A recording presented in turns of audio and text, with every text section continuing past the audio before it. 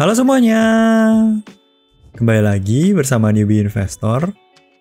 Di video kali ini, kita akan simulasi nih pengelolaan uang yang cocok kalau gaji kamu 5 juta rupiah per bulan. Kita akan menggunakan teori 50-30-20 yang dipopulerkan oleh Elizabeth Warren, profesor di Harvard Law. Ini adalah sekolah bagian dari Harvard University, dan Amelia Warren anaknya. Oh ya, sebelumnya, kamu bisa support channel Newbie Investor dengan klik like, share, dan subscribe ya. Terima kasih. Ini adalah teori pengelolaan uang yang sederhana sekali, dan kemungkinan berhasilnya tinggi, karena tidak perlu pengorbanan yang besar, karena tetap ada happy-happynya, tapi tidak melupakan untuk masa depan, yaitu investasinya. Nantinya Newbie Investor juga akan berikan contoh untuk pendapatan 5 juta ke bawah, dan 5 juta, 10 juta, bahkan di atasnya. Jadi pastikan tonton sampai habis ya. Dalam budgeting keuangan, satu poin yang paling penting adalah disiplin. Mau sekompleks atau sesederhana apapun, tanpa disiplin, tidak akan ada perubahan dalam pengelolaan keuangan kamu. Nah, sekarang coba pikir-pikir deh, apakah pengelolaan uang kamu sudah baik atau belum? Kalau kamu masih mikir, aduh, duit gua kemana ya, kok tiba-tiba udah habis? Nah, ini adalah video yang sangat cocok untuk kamu. Yuk kita langsung masuk ke poin pertama, apa itu rules 50, 30, dan 20. Rules 50, 30, dan 20. Ini adalah pembagian dari gaji atau pendapatan yang kamu dapatkan. 50 adalah needs atau kebutuhan pokok. Misalnya seperti living expense, kos-kosan, sewa tempat tinggal, air, makanan kamu sehari-hari, itu mengambil 50% dari porsi income kamu. Nah, 30 itu adalah wants atau keinginan. Jadi hobi, jalan-jalan, makan enak di luar, streaming service seperti Netflix, Spotify, dan lain-lain itu masuk dalam kategori ini. Pokoknya ini adalah bagian hal yang membuat kamu senang, enjoy, dan bahagia deh pokoknya.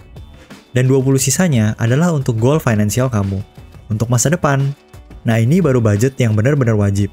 Alokasinya kemana tergantung profil resiko kamu. Nah ngomong-ngomong investasi nih, Newbie Investor mau kasih informasi salah satu alternatif investasi yang bisa jadi pertimbangan kamu nih, yaitu Danain. Tahukah kamu, Danain adalah peer-to-peer lending beragunan emas pertama di Indonesia. Terdaftar dan sudah diawasi oleh OJK, juga anak perusahaan dari Serba Mulia Group, perusahaan yang sudah berdiri selama 40 tahun, dan bermitra dengan mitra pergadaian swasta terbesar di Indonesia, yaitu Gadaimas. Jadi bukan sembarangan peer-to-peer lending loh. Berbeda dengan peer-to-peer lending lainnya, Danain memberikan pinjaman uang kepada borrower yang menjaminkan emasnya ke Gadaimas. Nah ini masih satu grup dengan Danain. Gadaimas akan memberikan 60-80% uang cash ke borrower. Nah pinjaman ini akan dimasukkan ke platform peer-to-peer lending Danain. Nah kamu sebagai lender dapat memberikan pendanaan di platform Danain ke pinjaman tersebut. Danain akan menyalurkan dana kamu ke Gadaimas. Nah ingat, ini masih satu grup dengan Danain. Hal yang unik dari Danain adalah TKB 90 atau keberhasilan bayar Danain ke lender dalam waktu 90 hari sejak jatuh tempo itu 100%, bahkan selama pandemi. Newbie Investor jadi penasaran, kok bisa sih? Apa nggak ada yang gagal bayar?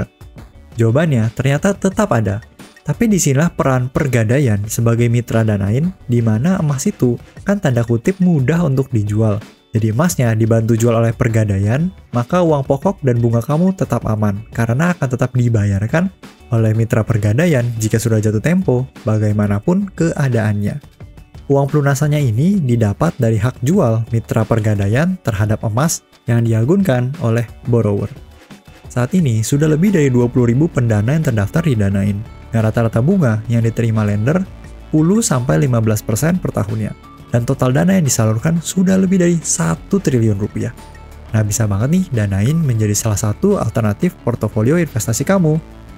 Nah ini adalah contoh pendanaan yang bisa kamu lakukan. Kamu bisa lihat berapa dana yang diperlukan, detail barang yang diagunkan, apa sih tujuan penggunaan dananya, bunga, serta tenor pinjaman tersebut. Nah saat ini juga sedang ada program bonus cashback langsung Danain Super dan Danain Platinum loh. Kamu cukup download aplikasi Danain di Play Store, registrasi, dan sudah bisa memulai berinvestasi peer-to-peer lending beragunan emas pertama di Indonesia. Oh ya, jangan lupa masukkan referral code 126102 pada saat registrasi ya. Udah nggak sabar nih, gimana mulainya? Yuk kita mulai dengan 4 langkah sederhana ini.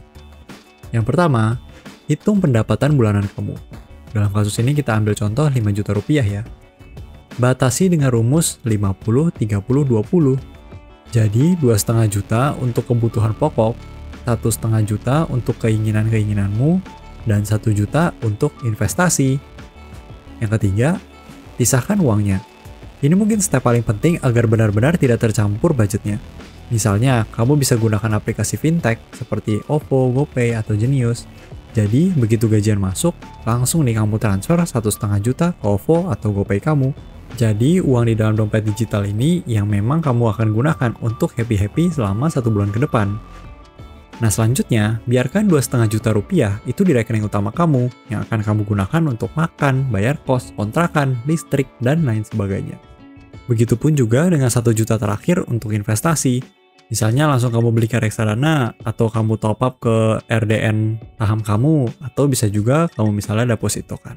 Kenapa langkah memisahkan ini paling penting? Karena menghindari termakannya budget ke porsi-porsi yang lain. Dan yang keempat, tahap terakhir, track progres bulanan kamu. Paling simpel, misalnya sudah tanggal 10, berarti harusnya masih ada 2/3 budget yang bisa kamu gunakan. Kalau tanggal 15, berarti harusnya masih ada separuh budget kamu. Kalau budget kamu sudah berkurang dari itu, perlu berhati-hati dalam pengeluaran kamu. Kenapa aturan 50, 30, dan 20 secara garis besar bisa berhasil? Yang pertama, mudah untuk memulainya. Kadang orang itu nggak sadar overspending atau underspending. Solusinya ini sederhana, gaji atau pendapatan masuk, langsung alokasi. Bagi dalam porsi-porsi yang seharusnya dan selesai, bisa kamu lupakan. Kamu bisa tanpa pusing lagi mikir-mikir, aduh invest berapa ya bulan ini? Aduh duit happy-happynya masih ada nggak ya? Tinggal cek saldo dari aplikasi yang kamu gunakan, sudah tahu deh berapa sisa dana kelolaan kamu untuk bulan ini. Yang kedua, investasi aman tanpa beban. Kalau hidup terlalu mencekik kamu, fokusnya hanya invest, kerja. Tanpa ada senang-senangnya, hidup juga akan tersiksa dan gak enjoy juga. Kita jadi gak semangat nanti untuk cari uangnya. Selain itu, nanti malah tidak sadar terambil budget dari tempat lain dan gagal deh pengelolaan keuangannya. Ingat, pengelolaan keuangan paling penting adalah disiplin untuk ikuti aturan yang sudah kita buat. Kalau zaman sekarang harus ada, dalam tanda kutip, reward yourself-nya dong. Jadi, uang porsi wants atau keinginan itu dapat tanpa beban kamu habiskan untuk hal-hal yang memang kamu sukai. Gak perlu lagi merasa bersalah, aduh gak ada investnya nih. Karena memang ini sudah bagian yang kamu sisihkan untuk bersenang-senang, hobi, dan lain sebagainya. Nah, newbie investor mau memberikan tips-tips tambahan nih, semoga bisa relate juga dengan kehidupan kamu. Yang pertama itu fleksibel. Jadi sisi personal dalam personal finance haruslah selalu diingat. Misalnya, kamu merasa punya hobi yang sangat kamu sukai dan baru bisa invest dana investasinya 10%. Tidak masalah. Proporsinya menjadi 50, 40, 10. Bila kamu merasa pengeluaran pokok kamu sangat terbatas dan dengan 30% dari pendapatan bulanan sudah cukup, diubah saja jadi 30, 30, 40 dan investasinya yang lebih dibesarkan. Rumus ini hanya untuk patokan awal dan prakteknya tentu mengikuti kebutuhan kamu. Yang kedua, salah satu yang paling berbahaya adalah naik gaji, naik juga gaya hidup. Makanya banyak orang yang gajinya besar, tapi utangnya juga besar karena gaya hidup dan gaji atau pendapatan yang linear naiknya. Sekarang gini, coba kita mikir bareng ya. Bila dengan pendapatan 5 juta, kamu dapat hidup dengan 2,5 juta, kenapa dengan pendapatan 10 juta, kamu tidak bisa hidup dengan 2,5 juta? Apakah ada yang memaksa kamu untuk meningkatkan gaya hidup? Gaji 10 juta harus naik dong gaya hidupnya dengan 5 juta sebulan. Kenapa tidak porsi investasinya saja yang ditingkatkan? Kalau dengan gaji 10 juta, kamu dapat hidup dengan 2,5 juta, berarti pembagian porsi bisa menjadi 25, 15, 60 loh. Tips tambahan ketiga, bagaimana dengan asuransi, emergency fund, dan kewajiban keagamaan? Buat kami, hal ini adalah kebutuhan pokok, bukan masuk bagian dari investasi. Paling penting tentunya kita harus membangun emergency fund dulu, misalnya 3-6 kali pengeluaran bulanan. Baru untuk asuransi yang lebih rutin dibayar setiap bulan, itu masuk dalam budget kebutuhan pokok. Serta untuk kewajiban keagamaan, tergantung dari agama kamu dan bagaimana prosedurnya, itu masuk dalam kewajiban atau kebutuhan pokok menurut newbie investor. Tips tambahan terakhir, area abu-abu. Misalnya minum boba, kopi-kopian, snack, dan lain-lain. Masuk ke needs atau kebutuhan atau ke keinginan ya, atau wants. Nah, untuk hal ini tergantung kamu, mau kamu masukkan ke budget yang mana. Yang penting sudah jelas di mana pembagian dari hal-hal yang ada di area yang abu-abu ini. Bagaimana bila pendapatan saya di atas 5 juta, mungkin 10 juta, 20 juta, dan seterusnya? Bila kamu sudah di titik ini, ada 3 hal yang paling penting yang newbie investor ingin ingatkan. Yang pertama, ingat peningkatan pendapatan jangan linear diikuti dengan pengeluaran, seperti poin di tips sebelum ini. Newbie investor ingatkan lagi karena poin ini sangat penting. Karena banyak orang yang berpendapatan besar, utangnya pun juga besar, bahkan lebih besar daripada pendapatannya. Yang kedua adalah mulai pikirkan goal gaya hidup seperti apa yang ingin kamu jalani dan ingin kamu capai di usia berapa.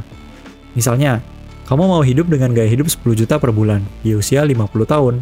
Maka kamu perlu tarik mundur ke usia kamu saat ini dan berapa tabunganmu saat ini. Dan perlu berkembang menjadi berapa di usia 50 tahun nanti. Kami sudah pernah bahas lengkap tentang dana pensiun ini di video Mau Pensiun Dini ya. Kamu silahkan tonton dan bisa mulai hitung-hitung nih untuk bisa mencapainya. Bisa juga kamu hitung bareng pasangan atau calon pasangan kamu agar lebih semangat mencapainya bersama. Dan yang terakhir adalah bagi investasi kamu menjadi beberapa bagian. Explore peluang investasi kamu untuk mendapat keuntungan yang maksimal. Tapi tetap ingat prinsip kehati-hatian harus selalu ada ya. Jangan sampai ngiler dengan janji return yang besar, kamu tidak menggali lebih jauh dan malah terjebak dalam investasi bodong. Paling sederhana dalam menyerang investasi bodong adalah sudah atau belum terdaftar di regulator terkait industri investasi tersebut. Bila dalam keuangan sudah terdaftar di OJK, bila dalam bentuk komoditi sudah terdaftar di Bapepti. Beberapa investasi yang bisa menjadi pilihan investasi kamu seperti deposito, reksadana, peer-to-peer lending, cryptocurrency, dan lain sebagainya. Perlu juga disesuaikan lagi dengan profil resiko kamu dan durasi jangka investasinya. Kami sudah cukup banyak membahas hal-hal ini, akan kami sertakan video-videonya di deskripsi ya. Nah, Danai juga dapat menjadi salah satu alternatif platform investasi kamu nih. Karena selain memberikan return yang lebih besar dari deposito bank BUMN, juga lebih besar dari obligasi negara. Pastinya sudah terdaftar di OJK, jadi aman dan untungnya lebih tinggi. Jadi dapat menjadi salah satu alternatif nih yang menarik untuk masuk dalam portofolio investasi kamu. Nah, di sisi lain, bagaimana dengan pendapatan yang per bulannya masih di bawah 5 juta? Newbie investor sekali lagi tidak tahu sekarang bagaimana kondisi keuangan kamu. Tapi kita perlu menyadari kenyataan pahit, untuk pensiun atau tidak bekerja lagi, kita memerlukan uang. Dan semakin besar kita menghasilkan uang, akan mempercepat juga kita mencapai titik dapat menikmati tabungan atau investasi kita tanpa perlu bekerja lagi. Bagaimana dengan pendapatan di bawah 5 juta? Rumus ini tetap bisa kamu gunakan, walau harus disesuaikan. Misalnya dengan 80, 10, 10. Jadi 80% untuk pengeluaran pokok, 10% untuk bersenang-senang, dan 10% untuk investasinya. Namun, bila memang kondisi kamu belum mendukung dan kamu masih banyak tanggungan yang perlu kamu bantu, di titik ekstrim dapat kamu bagi menjadi 95, 0, dan 5. Poin pentingnya adalah harus tetap ada yang diinvestasikan, seberapapun angkanya. Jadi, saran newbie investor bila kamu di tahap ini, yang penting adalah melatih otot disiplin dalam mengikuti aturan pada pembagian pos yang kamu buat, sambil kamu tetap berusaha untuk meningkatkan pendapatan kamu. Kurang lebih itu mengenai tips pembagian uang kamu dengan aturan 50, 30, dan 20. Tips ini sederhana dan cukup fleksibel untuk bisa langsung kamu praktekkan pada saat gajian nanti ya. Ingat, paling penting adalah disiplin dalam mengikuti rencana yang sudah kamu buat.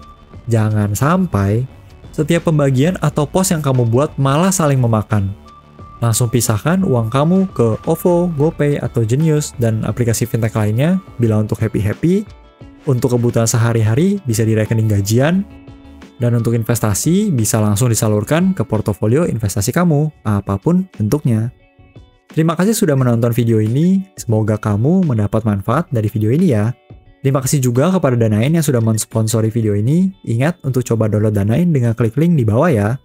Like jika menyukai video ini, subscribe bila ingin mendapatkan tips investasi, personal development, saham, dan review buku. Thank you and see you in the next video. Bye!